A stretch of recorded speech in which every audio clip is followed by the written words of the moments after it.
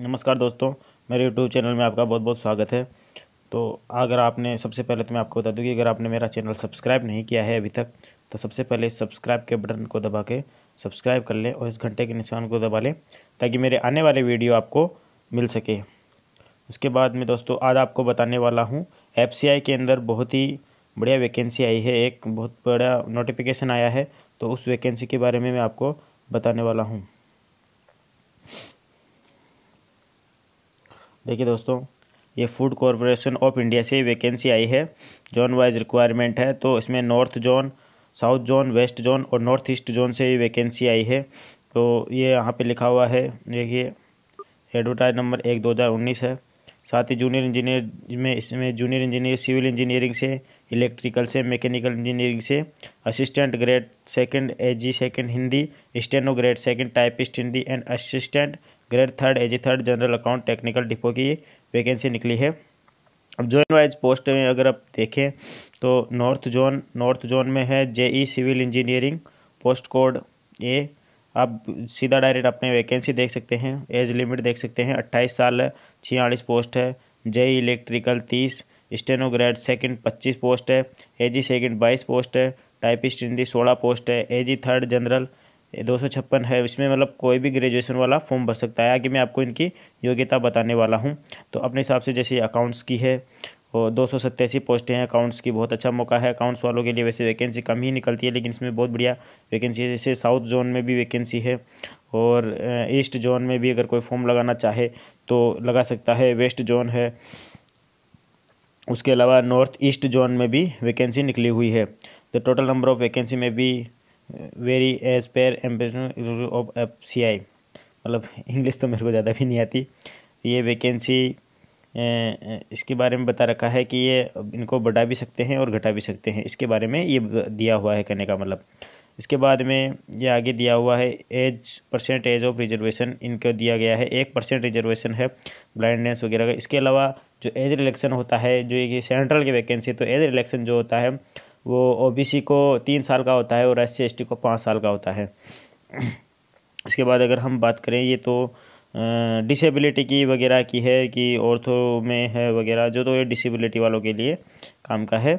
इसके अलावा आगे चलते हैं तो क्वालिफ़िकेशन के बारे में बताता है कि अगर सिविल इंजीनियरिंग से तो डिग्री इन सिविल इंजीनियरिंग और डिप्लोमा, यानी कि BTech और पॉलीटेक्निक वाले दोनों ही भर सकते हैं, BE BTech पॉलीटेक्निक। इसके बाद इलेक्ट्रिकल मैकेनिकल में भी यही मांगा है, इनकी स्ट्रीम दी हुई है कि mechanical engineering in diploma, electrical engineering वगैरह वगैरह। और इसमें साथ में लिखा हुआ है 1 ईयर एक्सपीरियंस भी होना चाहिए डिप्लोमा होल्डर की स्थिति में। मतलब जो डिप्लोमा होल्डर है उनको तो 1 साल का एक्सपीरियंस भी मांगा गया है, बाकी जो डिग्री है यानी BTech है उनके लिए एक्सपीरियंस की आवश्यकता नहीं है। इसके बाद स्टेनो ग्रेड सेकंड है, O लेवल का कंप्यूटर कोर्स होना चाहिए और 80 वर्ड पर मिनट की टाइपिंग होनी चाहिए। शॉर्ट हैंड जो होती है स्टेनो के लिए वो होनी चाहिए और कंप्यूटर पे भी स्पीड होनी चाहिए, 40 वर्ड पर में and 80 in typing and shorthand respectively.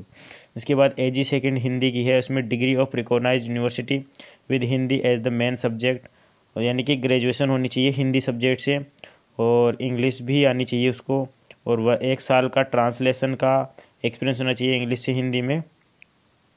Post graduation अगर हो तो उसको प्राथमिकता दी जाएगी इसमें। इसके बाद टाइपिस्ट हिंदी तो ग्रेजुएशन होना चाहिए, 30 वर्ड पर मिनट की स्पीड होनी चाहिए हिंदी टाइपिंग में, और preference will be given to the candidate knowing bilingual typing English and Hindi and computer knowledge. मतलब जो कैंडिडेट को दोनों में टाइपिंग आती है उसको प्राथमिकता दी जाएगी। हिंदी की पोस्ट है लेकिन जिसको दोनों में टाइपिंग आती है उसी को प्राथमिकता दी जाएगी।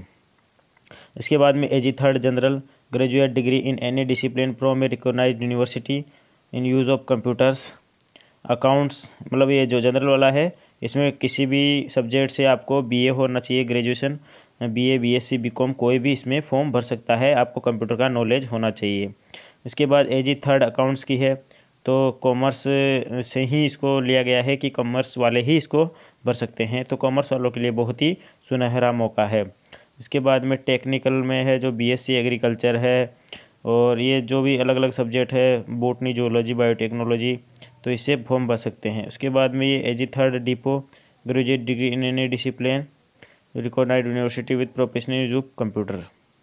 यानी कि इसमें भी ग्रेजुएशन ही मांगा है, साथ में कंप्यूटर आना चाहिए। अब इसमें जो मेन बात बताई गई है वो ये बताई गई है कि एक आदमी केवल एक ही जोन से फॉर्म भर सकता है। सबसे पहली बात, आप एक ही जोन से फॉर्म भर सकते हैं, या तो नॉर्थ जोन से भरो, ईस्ट जोन से भरो, साउथ जोन से भरो।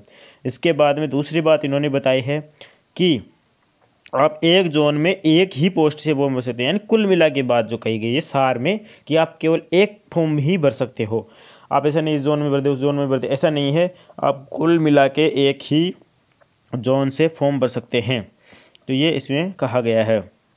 इसके बाद में आगे जो है कि एप्लीकेशन वो ऑनलाइन की जाएगी। ऑनलाइन का लिंक मैं आपको डिस्क्रिप्शन में दे दूंगा, तो आप वहाँ से जाके इसका फॉर्म भर सकते हैं। इसके बाद में रिजर्वेशन की मैंने आपको बता दिया है कि SC ST को 5 साल का और OBC को 3 साल का जो होता है एक रिलैक्सन होता है, एज रिलैक्सन। तो ये है। इसके बाद में और तो आप जो भी जानकारी प्राप्त करना चाहिए आप इस नोटिफिकेशन से प्राप्त कर सकते हैं। ये नोटिफिकेशन में आपको डिस्क्रिप्शन में लिंक दे दूंगा। इसमें सिलेक्शन प्रोसेस पे आते हैं। पैटर्न ऑफ ऑनलाइन टेस्ट, यानी टेस्ट ऑनलाइन होगा, जिसके फेज फर्स्ट और फेज सेकंड 2 एग्ज़ाम होंगे। Phase first shall be common irrespective of the post, मतलब कि जो फेज फर्स्ट होगा वो सबके लिए बराबर होगा, सभी पोस्टों के लिए एक जैसा होगा। जिसमें इंग्लिश लैंग्वेज आएगी 30 नंबर के क्वेश्चन आएंगे, रीजनिंग आएगी 35 नंबर की, और न्यूमेरिकल एप्टीट्यूड आएगा 35 नंबर का, यानी कुल हो गया 100। तो ये जो अपने बैंक में आता है ना, बैंक वाला IBPS का प्री का जो एग्ज़ाम होता है उसमें आता है, सेम वही प्रोसेस है।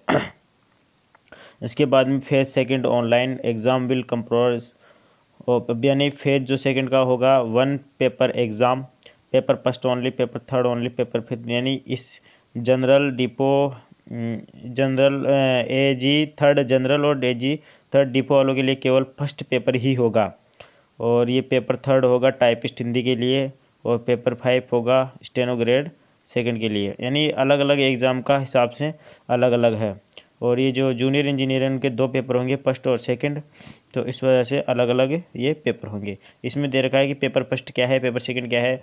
अब जैसे कि पेपर फर्स्ट तो वो हो ही गया, पेपर सेकंड जो जूनियर इंजीनियर वालों यानी टेक्निकल वाला पेपर होगा, उसके बाद थर्ड टाइपिंग वाला पेपर है। इस प्रकार से ये दिया हुआ है। 90 मिनट की टाइमिंग है पेपर फर्स्ट के लिए, पेपर सेकंड के लिए 60 मिनट की है। ऐसे अलग अलग सभी का दिया हुआ है। तो आप इस नोटिफिकेशन से और भी अधिक जानकारी कर सकते हैं, और आप जल्दी से जल्दी इसके लिए अप्लाई कर दें, कहीं आपकी लास्ट डेट निकल ना जाए। इसलिए मैं दोस्तों मैं आपको बता दूं इसकी जो डेट है, आप डेट के बारे में सोच रहे हो तो मैं आपको डेट बता दूं कि online application form along with fee payment will Commons from 23 फरवरी से इसके फॉर्म भरे जाएंगे। 23 फरवरी सुबह 10 बजे से इसके फॉर्म भरे जाएगी, और जिसकी लास्ट डेट है फॉर्म भरने की वो 25 मार्च है। जी हाँ दोस्तों, आप यहाँ देख लें 25 मार्च लास्ट डेट है। तो आप 23 तारीख से 25 मार्च के बीच में फॉर्म भर सकते हैं, और इसके एडमिट कार्ड परीक्षा से 15 दिन पहले आ जाएंगे। और अभी इसकी जो डेट है वो नहीं आई है, डेट आपकी इस साइट पे आ जाएगी www.fci.gov.in पे आपकी आ जाएगी। तो आप ये ध्यान रखें और डेट का ध्यान रखते हुए आप जल्दी से जल्दी फॉर्म अप्लाई कर दें। अगर आपको मेरा वीडियो पसंद आया तो उसको लाइक करें और शेयर करें। धन्यवाद, और चैनल को सब्सक्राइब ज़रूर करें।